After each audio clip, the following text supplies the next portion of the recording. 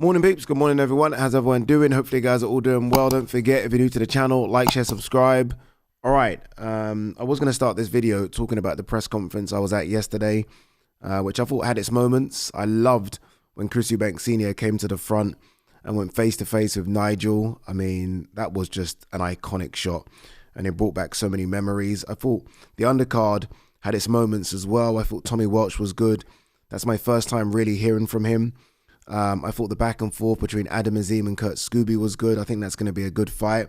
So we're going to get to all of that because there's a lot to talk about from both press conferences. But I think we have to start here. The big breaking news. Joseph Parker has failed a test for cocaine on Fabio Wardley fight day.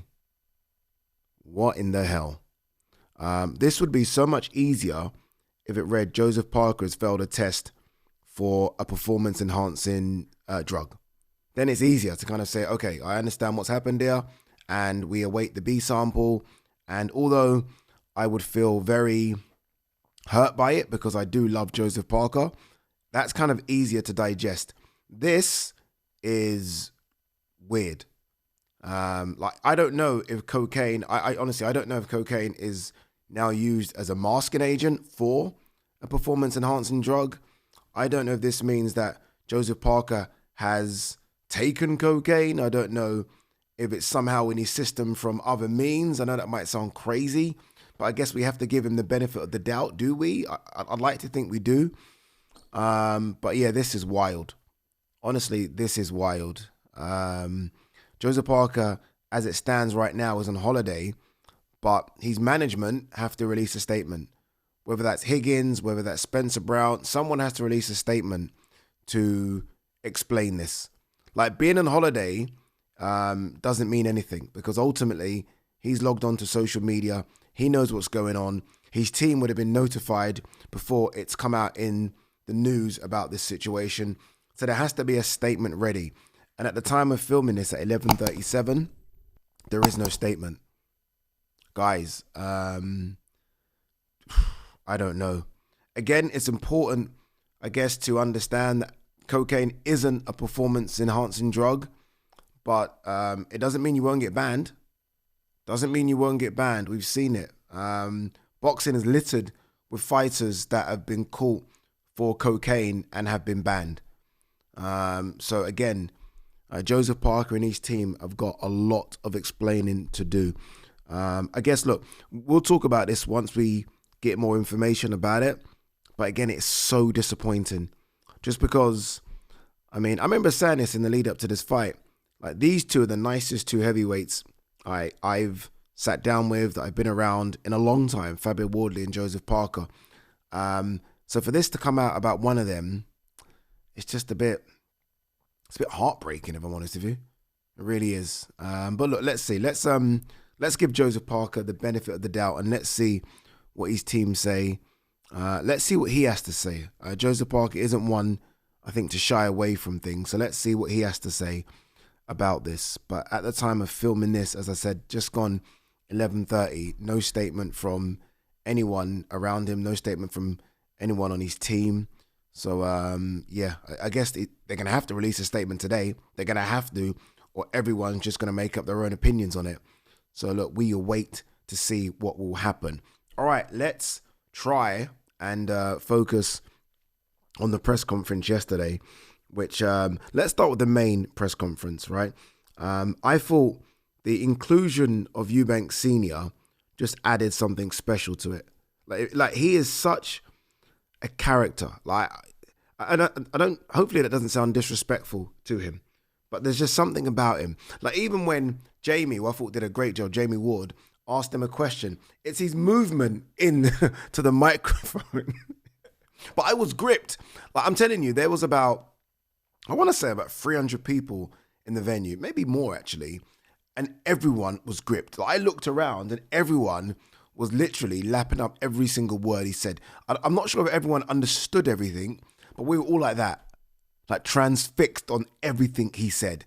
And even when he went for Nigel and Eddie about whether or not he took money from Turkey to turn up to the fight, even that, you can see his energy, the anger. And I just think he's fantastic. Honestly, I could listen to that man speak forever. But the moment that gripped me, and I said this at the start of the show, was when EUBANK, Chris EUBANK Jr. and Conor are doing their face-off. Nigel's in the background. And then I'm watching Chris do a beeline. I'm seeing him push past security, kind of push past Ben Shalom. And then he comes, and he's basically, by standing there the way he stood there, he's asking Nigel to come in. And for a second, these two almost went back to the 90s. It went back to 1990. It went back to 1993. And then they both smiled and hugged it out.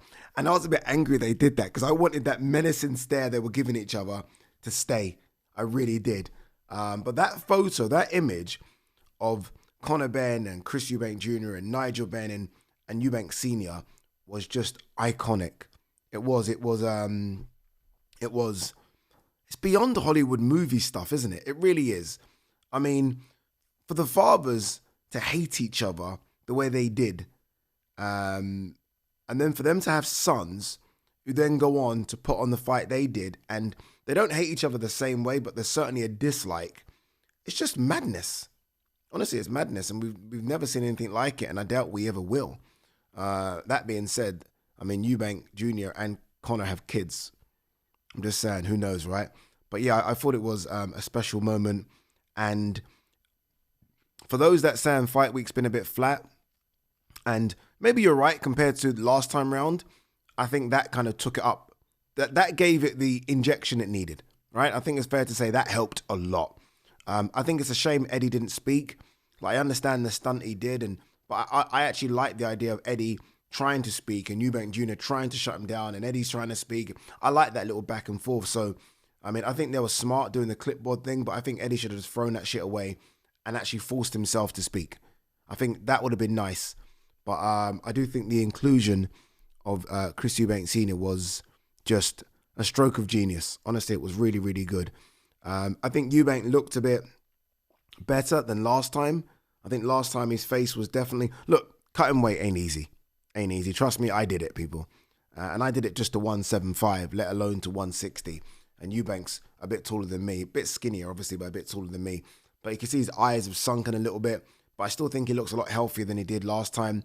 And clearly he's making 160. He's not going to come in overweight this time. He's not willing to give Conor Benn another $500,000 or a Rolls Royce, right? So I look forward to the weigh-ins later on. Obviously, they are ceremonial weigh-ins. The real weigh-ins have happened probably around now, maybe a bit earlier.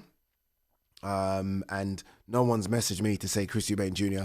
has missed weight. So, yeah, I'm looking forward to seeing how he looks on the scales now, a few hours after, and Conor as well, because I think Conor had to cut weight this time to make the 160 limit as well. He looks a bit heavier, does Conor.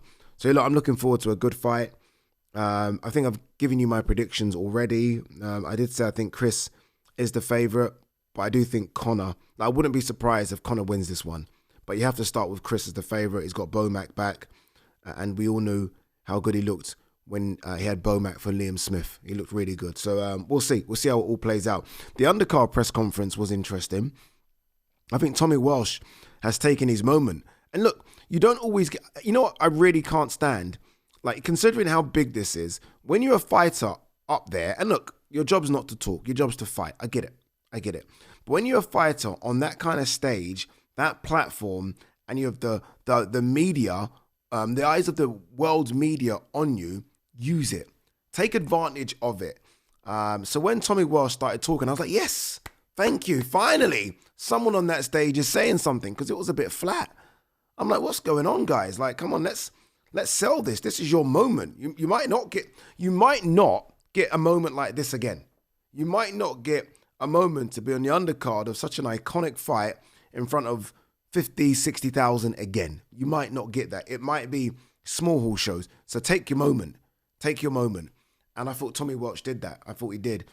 And all of a sudden, you're now interested in that fight, because that was the one fight on the card. Obviously, removing Mickey Talon and Farzan Shahid it is, yeah. Removing that one. That was the one fight on the card that people weren't very excited about. Now, all of a sudden, people are like, 1 second. Let's see what this Tommy Walsh can do. Let's see if he can back up his talk a little bit. So, yeah, looking forward to that one. Kurt Scooby, crazy. I like it. Getting under Adam Azim's skin. I like that as well because Adam Azim hasn't had anything like that. O'Hara Davis wasn't going to do that because he knows Adam Azim. So Adam Azim's kind of had it where fighters just turn up, say nothing, and then he does a job on them. I like the idea of someone putting it on him a little bit and seeing how Adam Azim can react to that. Kurt Scooby can fight as well, by the way. I've watched these fights in the OTX shows because my boys Ak and Barak present them. So I've always kind of seen how he's handled himself in those fights. And yes, it's a lower level down, but he's done pretty well in those. So, yeah, looking forward to that. Really, really looking forward to Jack Catterall and Echo Usman. Like, really looking forward to it. I spoke to Sam Jones very briefly last night, and he said, like, how good Jack's looking. And look, he's going to say that he's his manager. But he did seem to, like, suggest that the inclusion of Bozy Ennis now was maybe just a new voice as opposed to, you know, an old dog learning new tricks, which isn't really going to happen. But just Bozy there saying something and hearing something different might be the spark that Jack needs. I think Echo's a good fighter. We saw that against Josh Taylor in the latter rounds. Like, Josh was quite comfortably winning that fight through 3 of 4. And then Echo just went, boom, took it to another level. So if Echo can beat Josh, then Jack, he'll get a big fight next. He'll get a very, very big fight next. And Sam Gilly, Ishmael Davis, really good fight. Obviously, Ishmael's had those back-to-back losses. He's had that fight in between that. So he actually had a fight. I don't know if people realize this. And I didn't realize this myself, to be honest with you. He had a fight after Kevin Ajako. Don't get me wrong, it was against a nobody, but he's had a fight. So he's kind of stopped the rot, if you like. So mentally, that might help him. But this is a good fight. I do have Ishmael as a favourite. But Sam's definitely the better boxer of the two. I just think Ishmael just a stronger and I don't know. I feel like Ishmael will come through what Sam throws at him. Unless Sam's got an equalizer, then I think Ishmael's just going to come through him. I do. All right. Let's have a look and see if there is any other news, people. Callum Smith and Davin Morrell Jr. warned as deadline nears for ordered bout. I actually thought these two were going to fight. So I completely got it wrong. I thought it was going to be Sabril Matias versus Dalton Smith, Morrell versus Callum Smith as chief support, and maybe a bit more. I don't know what the holdup is with these two. I'd like it. There's obviously a lot of talk about Teofimo Lopez versus Shakur Stevenson. This will be a great chief support. Look, it's a main event fight regardless, Callum Smith, Davin Morrell. I think that would be a really good chief support to that. That would be a big card in America, New York, ideally. Let's hope they get it on. Let's hope they do.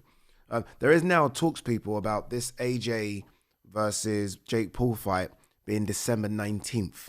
A few people have whispered it. I've seen a few tweets as well. I think Mike Coppinger tweeted something about it earlier. So for those of you that think the fight's off or all the talk of it is bullshit and just rumors, no, it's not. It's not. There's a lot of talk about this fight happening December 19th. And as I said, for those of you that are blaming AJ, and look, I kind of understand the blame, but just understand this, right? Let's just do a bit of role play here. So AJ's chilling, he's in the gym, he's doing a bit of skipping, doing a bit of shadow boxing, and then he gets a phone call. And they're like, AJ, would you potentially want 70 to 100 million to fight Jake Paul? Huh? 70 to 100 million to fight Jake Paul. Where do I sign? Like, nobody, I'm telling you now, before everyone, AJ, there is no fighter walking planet Earth right now, none, zero, that would say, nah, I ain't fighting Jake Paul for 80 million. None. I'm telling you now, none, zero. Like, so don't be like, oh, AJ, there's none. Do I like it? No. But do I understand it? Yes, absolutely. There's none. Trust me. And for those of you that might say, well, Francis Ngannou did. No, he didn't. Francis Ngannou was starting negotiations to get a bit more cheddar. There's none that are turning down that kind of money to fight Jake Paul. Think about who these guys fight for less. So think about the killers that these fighters fight week in, week out for a fraction of that money. Fraction. Yet you're going to turn it down to fight someone that started boxing 5 years ago who you outweigh by 60 pounds. You're just not turning it down. You're just not turning it down, people. All right, are we done? Frank Sanchez, Danny Dubois, IBF heavyweight title eliminator, purse bid delayed. Bids delayed all over the place in this, isn't there? All right, guys, girls. Peace and love.